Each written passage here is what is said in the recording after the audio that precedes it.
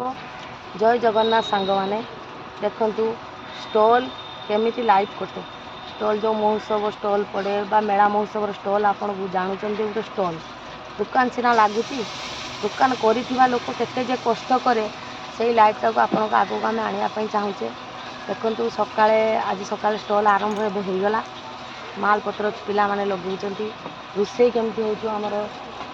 छुआ रोसई छुआ रोसई करुच्ची मुझे परिवा काटुची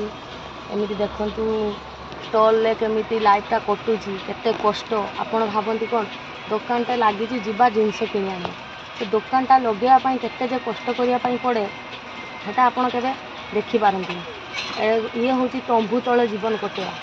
घर रही आपण घरे रहा और तंबू तले रहा भितर बहुत पार्थक्य घरे वर्षा झड़ तूफान हेले भी आपण भावती कौन आम मुंड उपर छात अच्छी किंतु सांग मैंने आम स्टॉल लाइटा आम मुंड उपर ना छात ना घर किसी भी ना आम स्टॉल लाइट देखो ये तंबू तले खरा भी काटुचु वर्षा भी काटुचु आउ शीत भी गरम भी सबकि आम लाइफ काटुचु कि केते कष्टदायक से कथाटा को आप आगू आने चाहूँगी आप देखो जगह हाँ सारे किसी कौन देखो ये पिलाटी केमिति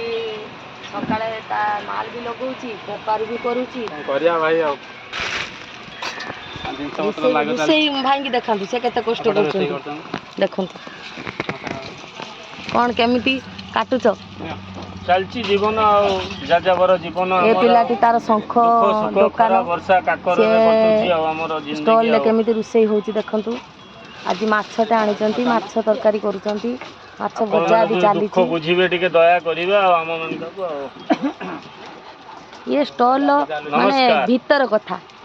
बाहर कथा तो बाहर दुनियाटा बहुत बड़ देखुं केमती दुकान लगी जी भावे हाँ दुकान लगी आम जिनस किणुचे